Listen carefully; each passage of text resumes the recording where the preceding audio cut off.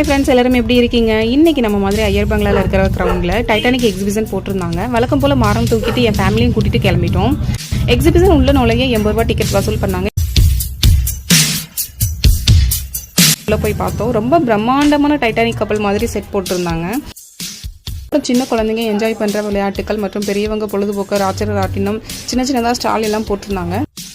உள்ள டைட்டானிக் படத்துல வர தத்ரூபமான டிராயிங் மாதிரியான சிலைகள், பேனர் மாதிரியான செட்டுக்கள் எல்லாம் போட்டிருந்தாங்க. லைட்டிங் பார்க்க ரொம்பவே அழகா இருந்துச்சு.